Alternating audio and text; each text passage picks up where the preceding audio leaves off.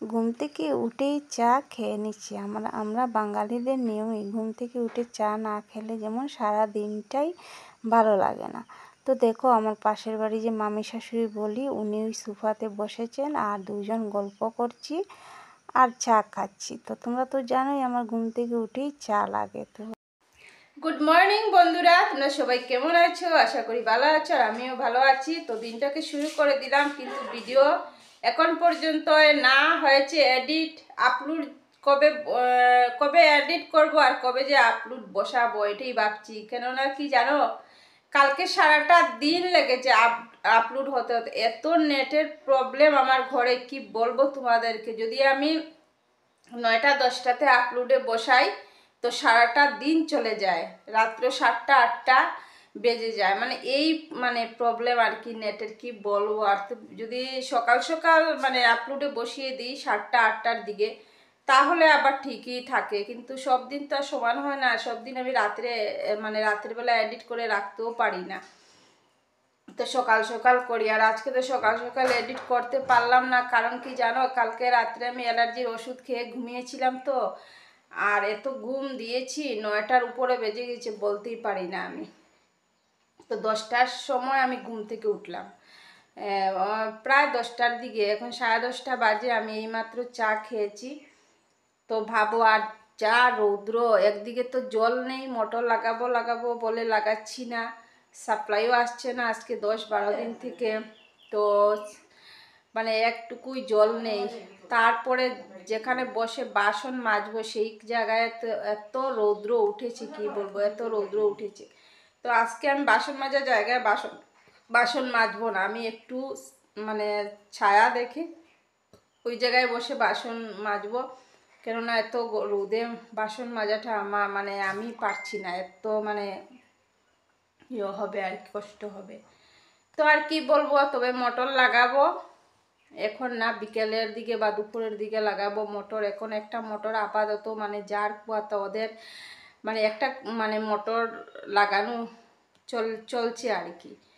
তো তার জন্য ভাবছি এখন লাগাবো না, আরও পরে লাগাবো, দুপুর দিকে বা বিকেল দিকে লাগাবো। তো কাজ আরম্ভ করি। আর কি রান্না করবো এটাই ভাবছি। দেখো 10টার উপর, 10:30 বাজে, একদমই ভালো লাগছে না। তো বাসনটা ধুয়ে নিই বন্ধুরা। বাসন ধোয়া আজকে আর শেয়ার করব না। আর আজকে না আছে বাসন মাজার জায়গায় বাসন মাজবো না, এই সাইডের দিকে একটু ছেওয়া দেখেই মাজবো, যাতে জলটা আর কি একটু সরে চলে যায়। আমরা যাতে, আমার মামি শাশুড়ি এসেছে ঘরে, ওই সব সময় আসেন যে উনি কথা বলছেন।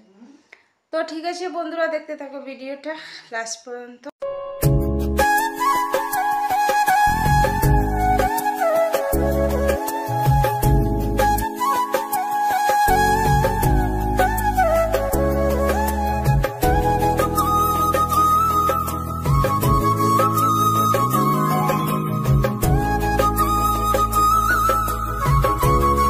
বাসন ধোয়া শেষ বন্ধুরা। আর এখন আমি কালকে যে জিনিসগুলা এনেছি এইগুলা এখন রাখি যার যার জায়গায়। তো ঠিক আছে, তারপরে দেখো আমি রিলস বানাচ্ছিলাম, তো ভাবলাম একটু তোমাদেরকেও দেখিয়ে দেই।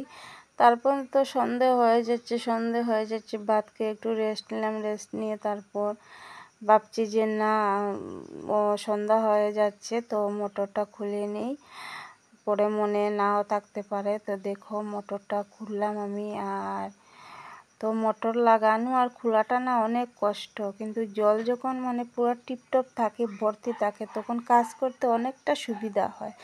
আর আমাদের তো জলের প্রবলেম নেই না, আর বেশি বেশি জল দিয়ে কাজ করে অভ্যাস হয়ে গেছে। তার জন্য কম জল দিয়ে কাজ চালাতেই পারি না আর কি, এত অভ্যাস বাজে অভ্যাস হয়েছে আর কি, কি বলবো তোমাদেরকে।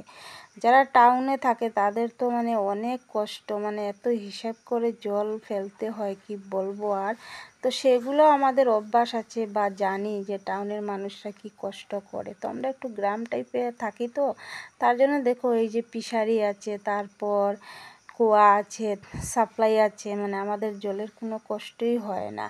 তো আমাদের এদিকে সামনের পাড়ায় আবার অনেক জলের কষ্ট, ওদের অনেক দূর থেকে মানে নিজে বয়ে মানে জল আনতে হয় আর কি। আর আমাদের দেখো এই যে ফিশারির সামনে বা কুয়ার সামনে, তাও মানে যে মানে উঠিয়ে মানে কোনো কাজ করব মানে একদমই ভালো লাগে না। তো ভাবি যে জলটা যদি তুলে রাখি তাহলে তো 10-12 দিনের জন্য মানে পুরা নিশ্চিন্ত। আর এখন বেশি একটা মোটর লাগাতে হয় না, কেননা সাপ্লাই আছে তো একদিন পর পরই দেয়। তো এখন তো কারেন্টের একটু প্রবলেম চলছে, তার জন্য মানে একদিন পর পর আসছে না আর কি। 10-12 দিন হয়ে গেছে, তার জন্যই মোটর লাগাতে হলো। তো কয়েকদিনের জন্য পুরা নিশ্চিন্ত হয়ে মানে গেলাম। আর দেখো কি কষ্ট কুয়াতে, এই যে এইভাবে নিয়ে যাই। যদি মানে কুয়াতে পুরা ফিটিং করা হয় তো চুড়ে এদিনই মানে নিয়ে যাবে, তো চুরের ভয়। বন্ধুরা কোনো কিছু শেয়ার করতে পারলাম না, কি হয়েছে জানো, আজকে আবার স্পেস ফুল হয়ে গেছে। আর এই মাত্র আমি ভিডিও আপলোডে দিয়েছি, জানি না রাত্র কয়টা বাজবে, না কালকে সকালেই পৌঁছবে তোমাদের কাছে কিচ্ছু বলতে পারি না। তো কি হয়েছে জানো, মোটরটা আজকে মানে এত যন্ত্রণা দিয়েছে। ফুটবাল্ব মানে নতুন ফুটবাল্ব এনে লাগিয়েছি, কিন্তু জানি না কেন তাও মানে জল উঠছিল না।